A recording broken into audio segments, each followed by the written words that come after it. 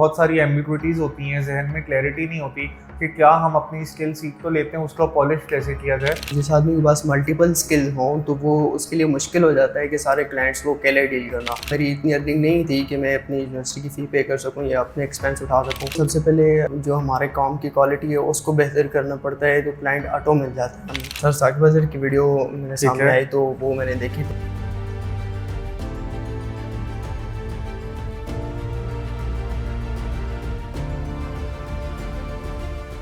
अस्सलाम वालेकुम everybody, I am Khizar Humayun, enablers ambassador Islamabad. और आज हमारे साथ यहाँ पे राहत मौजूद हैं, who has been one of our old student and also he has been our work member recently.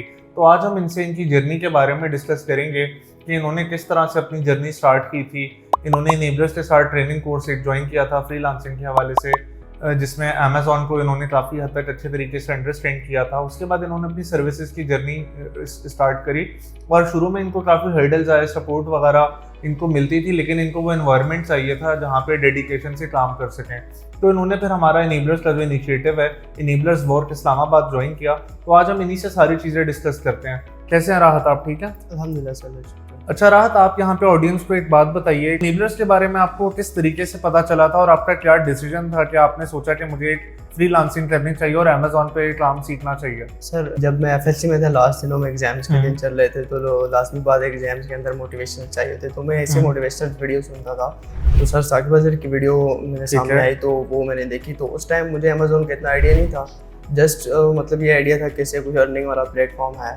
तो मैंने आफ्टर एफएससी फ़ौरन मैंने ना वर्क इस्लामाबाद ज्वाइन किया। तो फिर मैंने अमेज़ॉन के बारे में सुना और अमेज़ॉन FBA मास्टरी का कोर्स किया 2022 में। फिर उसके बाद सर कोर्स किया, तो उसके बाद थोड़ा सा मैंने गैप लिया था स्टडीज़ की वजह से, यूनिवर्सिटी की वजह से। फिर उसके बाद अगेन मैंने वर्क ज्वाइन किया। ठीक है। अच्छा राहत, आप मुझे एक बात बताएं, आपने जैसे बताया कि आपने फ्रीलांसिंग सीखी थी और आपने अमेज़ॉन पे भी वर्किंग सीखी, तो काफ़ी ज़्यादा हर्डल सुनने में आती है कि समझ नहीं आ रहा होगा क्लाइंट कैसे मिलेगा। तो आपकी इनिशियल क्या स्ट्रेटजीज होती थी, आप ऑडियंस को बताइए प्लीज़। सबसे पहले जो हमारे काम की क्वालिटी है उसको बेहतर करना पड़ता है, तो क्लाइंट ऑटो मिल जाते हैं हमें। और जो वर्क में हमारी सपोर्ट मिली थी हमें, जो हमारे ट्रेनर्स थे, तो उन्होंने भी हमें काफ़ी रेफ़र किया क्लाइंट्स की तरफ। वो समझते थे कि हम इस काबिल हो चुके हैं कि हम क्लाइंट्स को डील कर सकते हैं, तो उन्होंने हमें डिफरेंट क्लाइंट्स दिए। तो फिर उनके साथ इंटरव्यू होता था, जो हमें मतलब हमारी अंडरस्टैंडिंग उनके साथ हो जाती थी, तो वो हमें हायर कर लेते थे। ठीक है। अच्छा, इसमें आप हमें साथ साथ ये भी बताते चलें कि शुरू में क्लाइंट के क्या क्वेश्चंस होते हैं, तो इस पे आपको क्या चैलेंजेस थे और आपने क्लाइंट की क्वेरीज का आंसर कैसे किया? क्लाइंट के जो क्वेश्चन होते हैं वो मोस्टली हमारे काम के रिलेटेड ही होते हैं, या अमेज़ॉन का अकाउंट्स वगैरह हैं उनके मैनेजमेंट के बारे में ही होते हैं, लेकिन हमने उनको कॉन्फिडेंस के साथ रिप्लाई देना पड़ता है और ना जो क्यूरीज वो पूछे उससे रिलेटेड जवाब सही सही से देना पड़ता है। ठीक है। अच्छा राहत, आप ये भी हमें साथ साथ बताएं कि उस टाइम पे जब आपने एक तरीके से चीज़ें तो सीख ली थी, ट्रेनर भी आपको सपोर्ट प्रोवाइड कर रहे थे, लेकिन वो जो एक घर पे इन्वायरमेंट नहीं बन पा रहा होता कि हम किस तरह डेडिकेशन के साथ काम करें, तो उसके लिए आपने वर्क को एक्सप्लोर करा था या फिर आपको कैसे पता चला कि इस तरह का कोई प्लेटफॉर्म अवेलेबल भी है? घर में या जब मैं यूनिवर्सिटी होती थी तो उसके बाद आके ना यूनिवर्सिटी का काम वगैरह करने पड़ते थे, तो ना मतलब घर में उस तरह का इन्वायरमेंट नहीं मिलता था कि जिसमें बैठ के कोई काम किया जा सके, या कुछ उस तरह की सपोर्ट नहीं मिलती थी। मतलब काम करे जहाँ पर बंदा स्टक हो जाए या कोई इशू हो जाए, तो उसके लिए फिर ना मुझे वर्क का पहले से पता था, क्योंकि मैंने कोर्स किया हुआ था, तो मैंने वर्क ज्वाइन किया।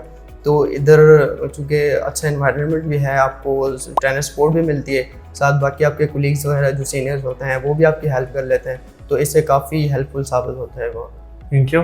अच्छा राहत, आप मुझे एक बात बताएं, यहाँ पे आपने एनवायरनमेंट को कैसा पाया? यानी आपकी नज़र में एक नया बंदा जिसको अपनी स्किल्स पॉलिश करनी हो, तो वर्क में क्या आपको डायरेक्शन वगैरह मिलती है या बस आप बिल्कुल ब्लैंक बैठे होते हैं और खुद से आपने सोचना होता है, या आपको कोई टास्क वगैरह भी कोई टीम की तरफ से असाइन किए जा रहे होता है? अच्छा, सबसे पहली बात तो है कि 9 to 5 हम वर्क में होते हैं, तो ऑब्वियसली 8 घंटे हम किसी भी स्किल पर काम करते हैं तो वो पॉलिश हो ही जाती है। और उसके साथ साथ जब हमें कोई क्यूरी वगैरह आती है या कोई हमें जहाँ पर स्टक हो जाते हैं या हमें कोई टास्क चाहिए होते हैं, जब क्लाइंट हमारे पास नहीं होते, तो इधर हमारे पास ट्रेनर मौजूद हैं जो कि हमें डिफरेंट टास्क देते रहते हैं और ना वो चेक कर लेते हैं कि बाद में कि हमने सही किया या नहीं किया। अच्छा राहत, साथ ही साथ आप ये भी बताते चलें आपको अपना रिसेंटली क्लाइंट कैसे मिला, क्योंकि जितना आपने मुझे बताया इस वक्त आपके पास अमेज़ॉन से रेलेवेंट काम भी मौजूद है, कुछ वेबसाइट से रिलेटेड भी काम आप कर रहे हैं, साथ ही साथ रिसेंटली टिकटॉक पे भी आपने चीज़ें स्टार्ट करी हैं, तो कैसे एक्सपीरियंस है और किस तरह के रिजल्ट सो फार आपने स्टार्ट करे हैं? उधर हमें सिखाया जाता है कि ना सोशल मीडिया पर हमारी प्रेजेंस अच्छी होनी चाहिए।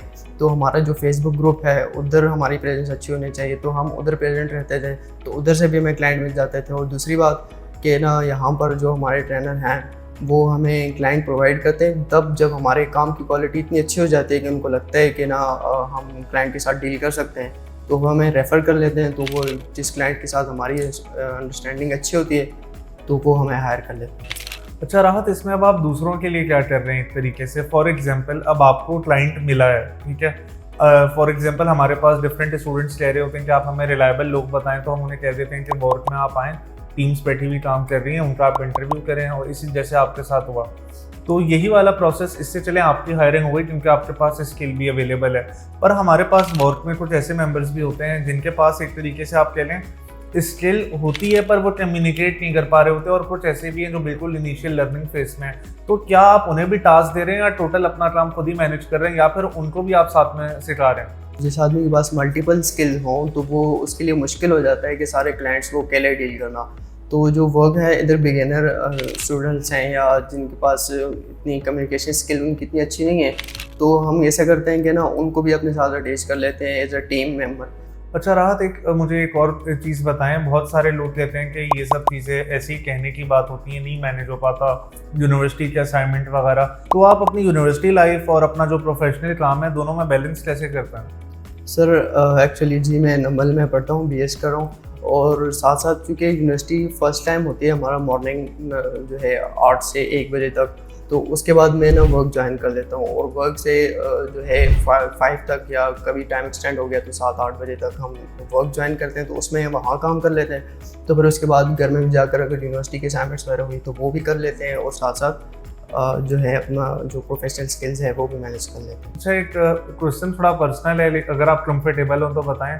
आप अभी अपनी वर्क की फ़ीस और यूनिवर्सिटी की फ़ी किसी तरह से यहाँ की इनकम से मैनेज कर पा रहे हैं, जो भी रिसेंटली आपकी एक अच्छी इनकम स्ट्रीम स्टार्ट हुई है? एक्चुअली मैं अभी 4th सेमेस्टर में हूँ, तो अब से जो पहले सेमेस्टर थे तो उनमें तो मेरी इतनी अर्निंग नहीं थी कि मैं अपनी यूनिवर्सिटी की फ़ी पे कर सकूँ या अपने एक्सपेंस उठा सकूँ, तो वो ना मुझे घर से मिलते थे। लेकिन अब से बाद क्योंकि जो 4th सेमेस्टर है इसके बाद मेरी अर्निंग स्टार्ट हो गई है, तो अब जो है यूनिवर्सिटी फ़ी है या मेरे अपने एक्सपेंस हैं वो मैं खुद मैनेज करता हूँ। थैंक यू सो मच राहत, आज आपने टाइम दिया। और आज का मकसद यही था कि लोगों को बहुत सारी एम्बिग्विटीज़ होती हैं, जहन में क्लैरिटी नहीं होती कि क्या हम अपनी स्किल सीख तो लेते हैं, उसका पॉलिश कैसे किया जाए।